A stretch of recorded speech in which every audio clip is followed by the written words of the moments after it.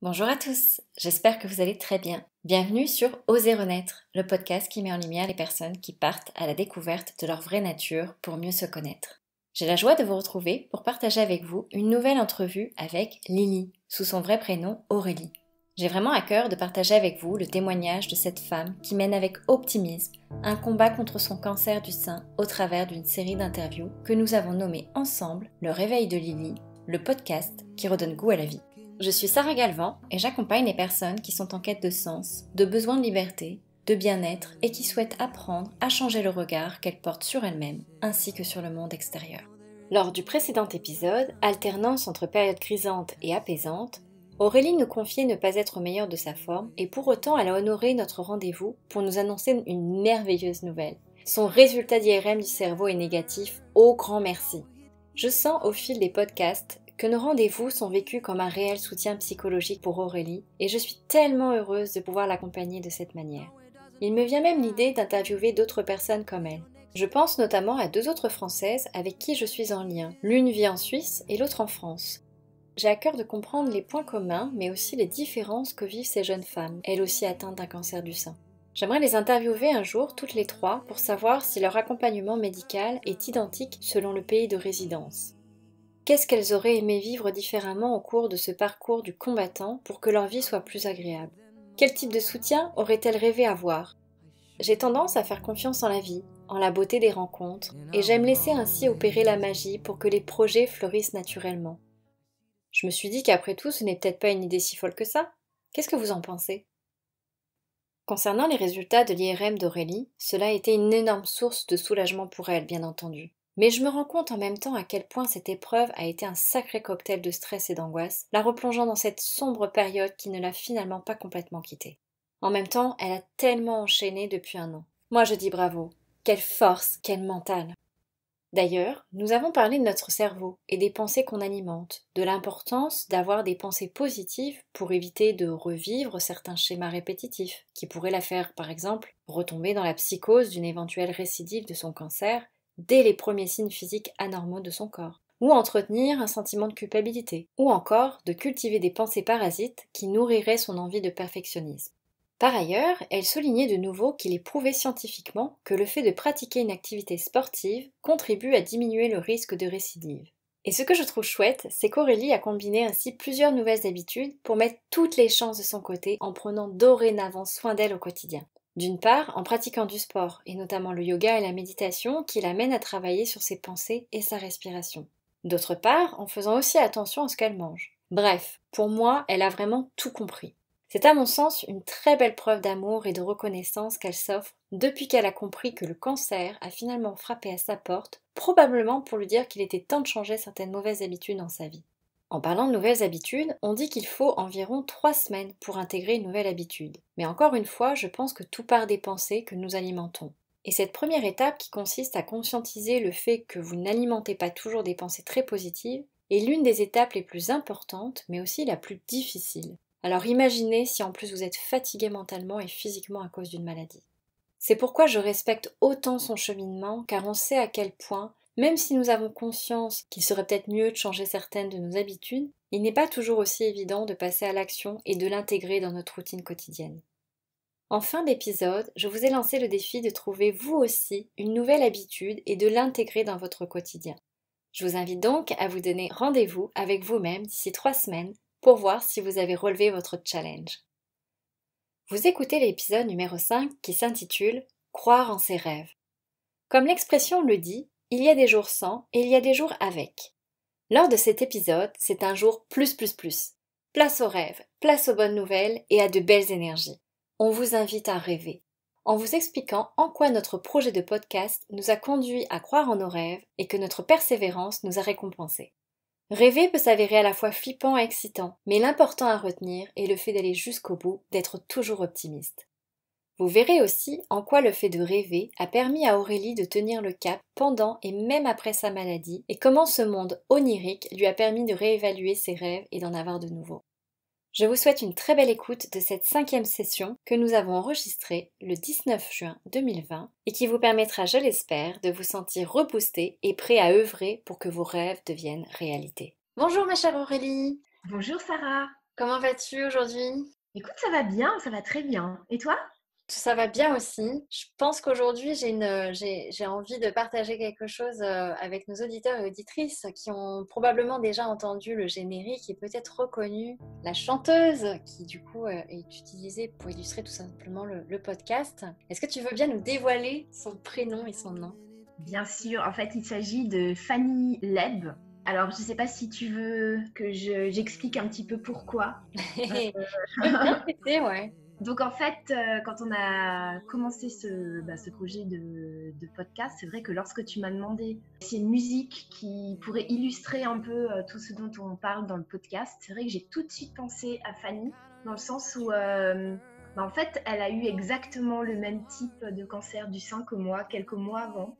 Et étant donné qu'elle est un peu plus connue que moi, forcément, ma mère l'a entendu en fait dans 7 à 8 qui passe en France. Et elle m'a dit, oh, il y a Fanny Leb qui a exactement le même cancer que toi, etc. Elle arrive vers la fin de sa chimio, regarde un petit peu dans les magazines, etc. Tu verras. Et en fait, j'ai commencé à la suivre un petit peu sur les réseaux sociaux, etc. Et en fait, elle a sorti un album à la fin de tous ses traitements. Et c'est vrai qu'elle a une pêche pas possible. Et surtout, j'avais l'impression au fait qu'elle ressentait un peu les choses un peu comme moi. Et que quelque part, ce cancer, même si c'est très dur, était un peu une chance aussi dans sa vie de recommencer un nouveau chapitre.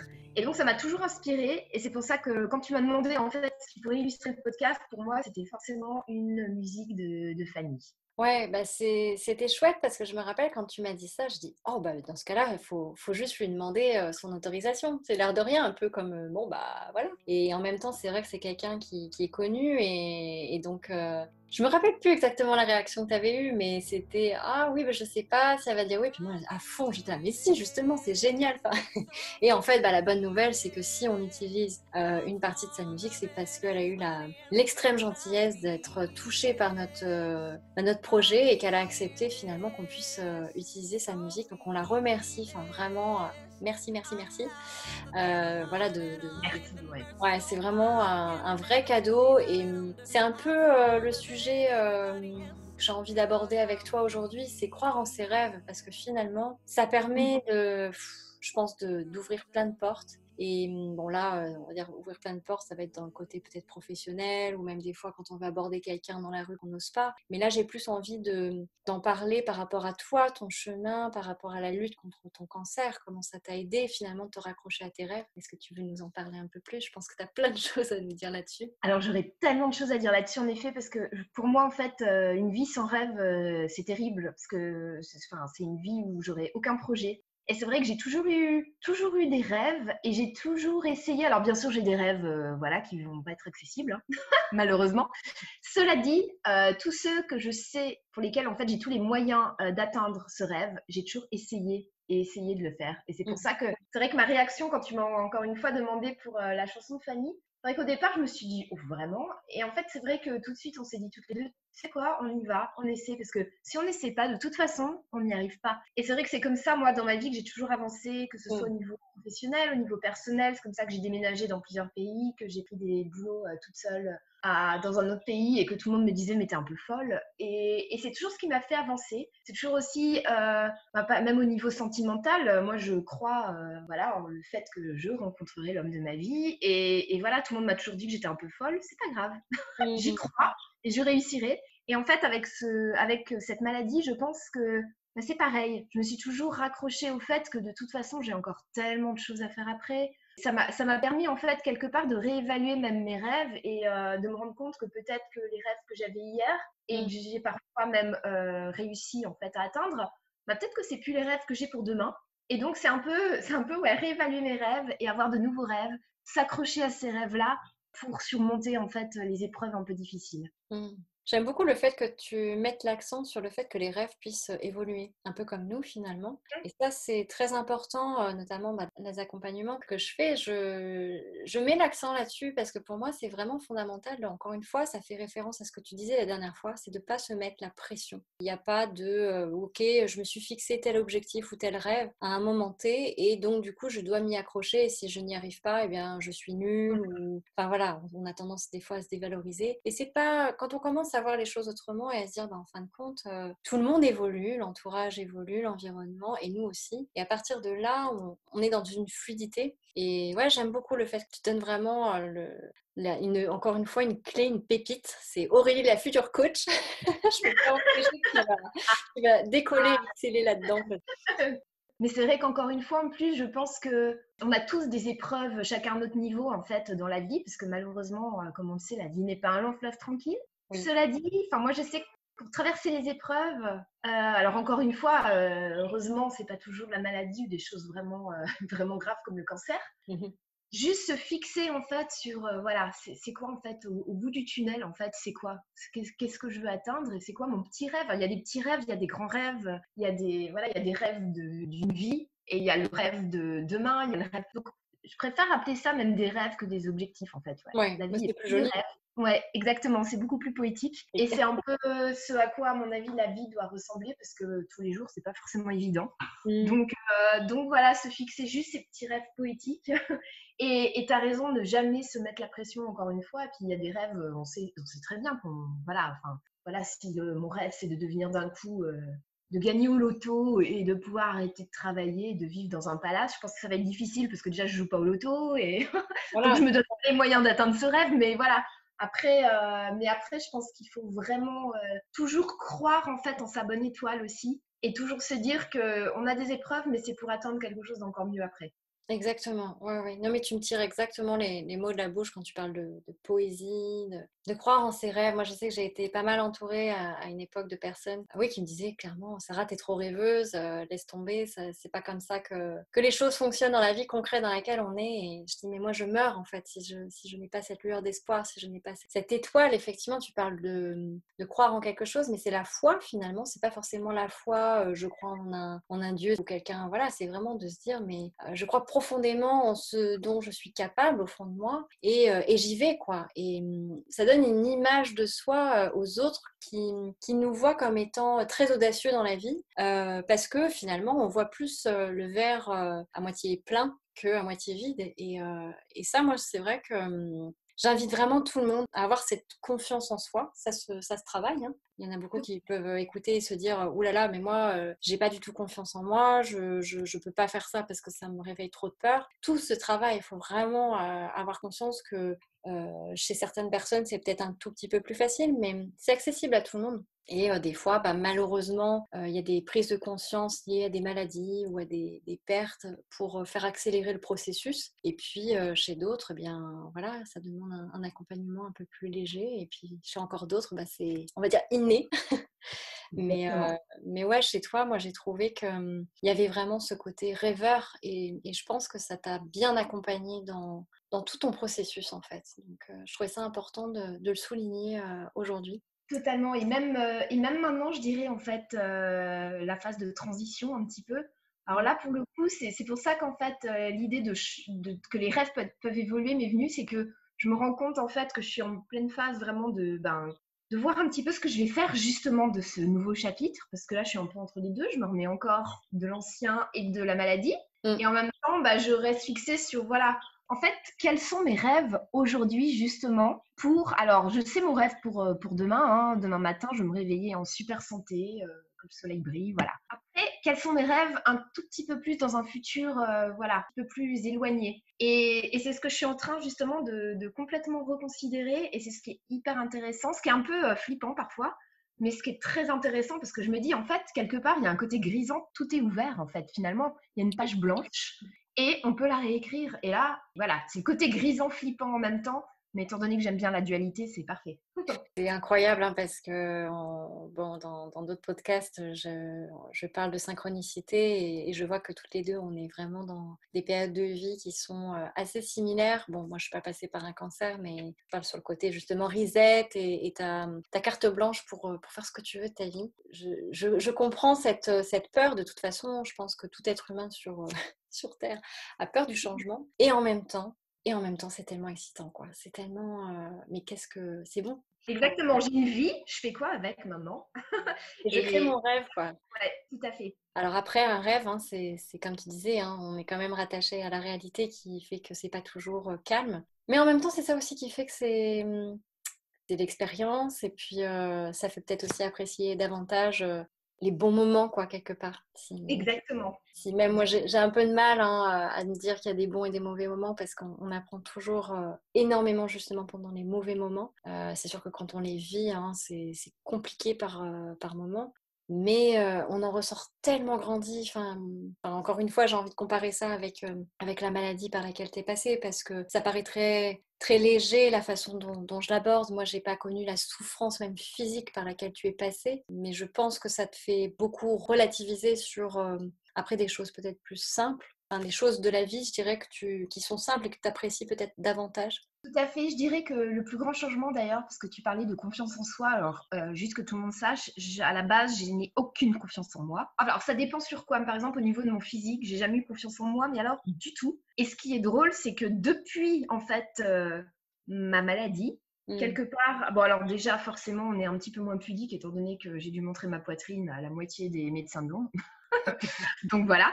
Mais non, c'est surtout qu'en fait, étant donné qu'on apprend justement à beaucoup plus s'écouter et se connaître, eh bien, en tout cas, le côté confiance en moi au niveau du physique, quelque part, j'ai plus confiance en moi maintenant, alors que mon corps a changé, etc., qu'avant que tout ça commence. Donc, Mm. c'est vraiment...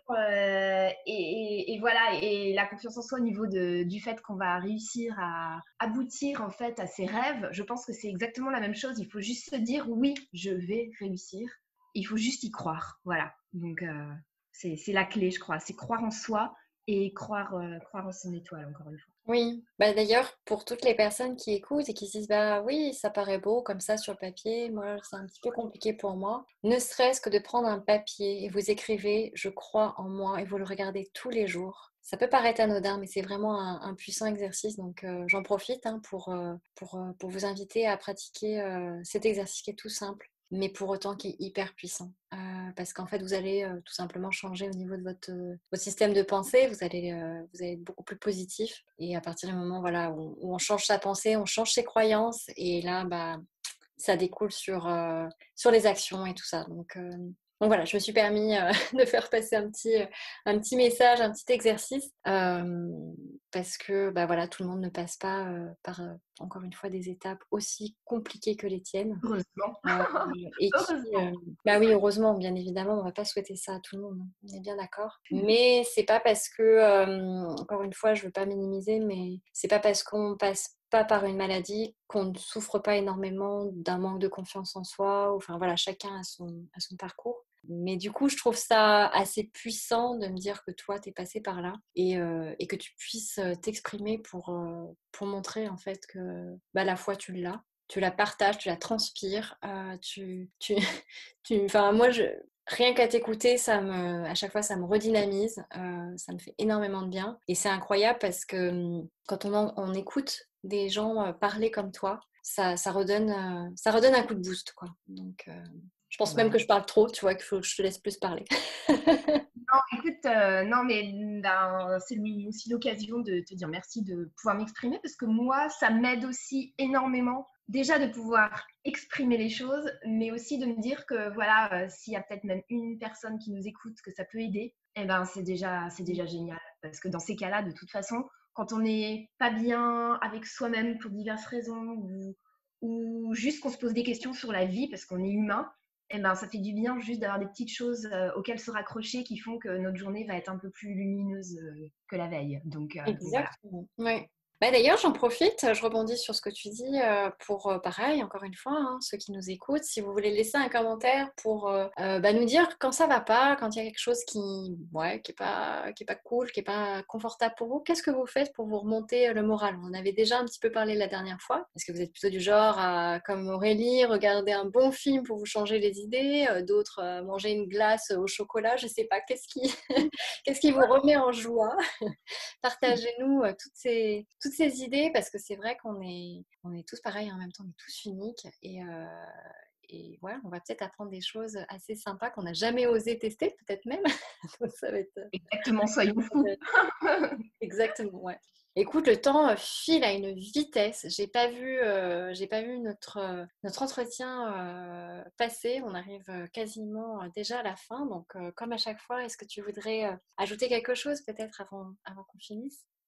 Écoute, je vais juste rebondir peut-être sur ce que tu disais. C'est vrai que je pense que encore plus maintenant que peut-être il y a quelques années, je pense qu'on est dans une période qui est pas évidente pour diverses raisons. Et je pense qu'il faut essayer de prendre chaque petit plaisir qu'on peut prendre tous les jours. Et c'est vrai que ce soit par juste, par exemple, moi, je suis toute excitée ce soir que j'ai reçu mes courses et que je puisse manger mon houmous et mon chocolat à croquer ce soir après en dessert.